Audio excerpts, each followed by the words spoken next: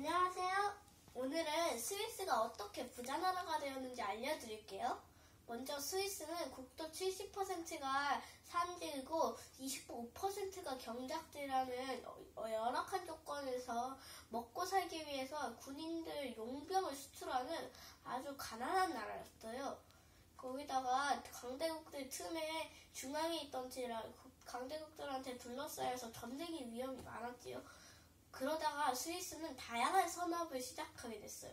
첫 번째로는 시계 산업인데 이때 프랑스에서 구교와 신교 간의 싸움이 일어나서 신교 탄압 정책이 이어지자 신교는 모두 스위스로 이주했어요. 왜냐하면 신교는 여기 스위스는 슈빙글리와 장 칼뱅의 이런 개혁으로 종교 개혁으로 되게 이미 신교가 굳건한 언터였거든요. 그런데 넘어온 이 신교도들 중에는 되게 시계공들이 많았어요. 그런데 그 당시에 스위스는 엄청난 이렇게 정밀함을 주로하는 약간 세공업자를 많이 했거든요. 그런데 이제 이 세공업자들이 이제 시계공한테 시계 만드는 기술을 배워서 하니까 이제 세공업자 특유의 정밀함하고 거기다가 이제 시계랑 합쳐지니까 이제 품질이 되게 좋은 시계들이 쏟아져 나오는 거예요. 게다가 이 시계는 부가가치도 높아서 되게 비싼 값에 팔렸어요. 그래서 만약에 이게 큰 거, 만약에 부피가 컸으면 산길이 많은 나라 스위스가 원래 많은 나라라서 되게 운송을 못했을 거예요. 힘들었거든. 그래서 두 번째로는 이제 제약 산업이거든요. 이 제약 산업은 먼저 염색업으로부터 시작되었어요. 알프스에서 많은 이런 식물들을 따가지고 그 식물들로 천에 이렇게 색을 이렇게 물들이는 단단한 일이었는데요. 어느 날 이 사람들이 알프스에 약초가 되게 많다는 걸 알아냈어요. 그래서 알프스에서 약초를 가져와가지고 오랜 시간 연구를 한 끝에 알약으로 만드는 데 성공했어요. 약초를. 그래가지고 이 약초 이렇게 알약이 되게 부피가 되게 작잖아요. 시계보다도 부피가 더 작고 거기다가 부가가치도 더 높아서 여러모로 스위스에 딱 들어맞는 제품이었죠. 현대는 세계 중에서 세계에서 가장 수준이 높은 편에 속하는 이런 제약회사를 가지고 있어요.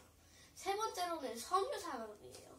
영국으로부터 방적기를 들여와서 이 스위스는 본격적인 산업을 시작하려고 하는데요. 그런데 나폴레옹이 대륙 봉쇄령을 이제 하자 이렇게 영국하고 더 이상 무역을 할 수가 없게 되자 큰 타격을 입어서 일순간 위기를 만든 듯 했지만 오히려 스위스는 이를 천하의복의 기회로 삼아서 방직기를 오히려 자신들이 만들고 거기다가 디젤 엔진까지 달아서 대량 생산이 가능한 이런 방직기를 만들어낸 거예요. 그래서 이 스위스산 이 방직기는 날개가 놓친 듯 엄청 잘 팔려나갔거든요. 그런데 이제 오히려 더 무역을 이제 더 늘리기 위해서 이번에는 철도망하고 이런 도로를 이제 건설했거든요. 근데 그 덕분에 오히려 더 관광업도 더 좋아졌어요.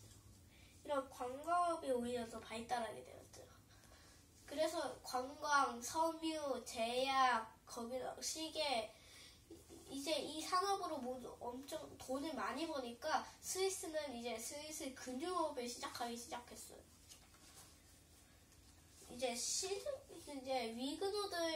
루이 14세가 다시 이제 신교도들이 위그노들이거든요. 근데 위그노들을 이제 루이 14세가 다시 탄압하니까 이들이 이제 다시 스위스로 내려온 거예요. 근데 이제 이 이제 스위스로 넘어온 미근어들 중에는 전부 이제 신흥제력가들이 많았는데 이들은 제네바에서 이들을 모두 고리대금업을 했어요. 그런데 이제 사치를 일삼던 이 루이 14세가 이들에게 손을 빌리게 된 거예요. 이들에게 돈을 빌리게 되는, 그러니까 이제 이 루이 14세를 한 가지 조건을 내걸었어요. 이 돈이 빌렸다는 사실을 급비에 붙여달라는 거예요. 현재 스위스 은행은 이제 예금주와 이런 돈의 출처를 절대 묻지도 따지지도 않는 되게 비밀주의로 유명한데요. 이 비밀주의로 유명한데 이때 이제 이 루이 14세 때 이 비밀주의가 만들어진 겁니다. 그래서 1차, 2차 세계대전을 거치면서 이 스위스 은행은 더 높은 수준으로 오르게 되었거든요. 그런데 이제 전쟁이 나니까 이제 유럽 부자의 어마어마한 돈이 다 스위스 은행으로 다 몰려드는 거예요. 그래가지고 이런 현재 되게 많은 돈이 오니까 이제 세계적인 수준으로 이제 오른 거죠. 그리고 다섯 번째로는 하이테크 산업인데요. 이제 우리나라의 스위스는 이공계의 나라라고 할 수 있어요. 이 이공계의 나라라고 할 만큼 이제 대다수의 학생들이 이공계에 지원해요. 이들은 시계에서 시작된 이런 정밀 기술이 이제 정자공학을 이제 결합해가지고 이루기기, 이제 정밀 측정기, 우주 비행선까지 이제 최첨단 하이테크 제품을 만들어내죠. 이 제품들도 역시 비싸지만 여전히 엄청나게 잘 팔려요. 그래서 스위스 제품을 만들어도 이렇게 이제 부가가치가 높은 제품만 팔겠다는 거죠. 그리고 오늘날 스위스 한 명당 국민 소득이 얼마인지 아세요? 82,000달러예요. 되게 높죠? 그래서 오늘날 스위스는 이렇게 세계 최고의 부자 나라가 되었죠. 스위스는 경작지가 25%밖에 없는 가난한 나라에서 꾸준히 노력을 해서 여러 산업으로 이제 현재는 가장 부자 나라로 오르게 됐어요. 저는 이제 이렇게 스위스에 대해서 공부하면서 이제 우리나라도 저렇게 스위스처럼 되게 빨리 저렇게 부자 나라가 될 수 있도록 공부를 해야겠다고 생각했어요. 영상을 시청해주셔서 감사합니다.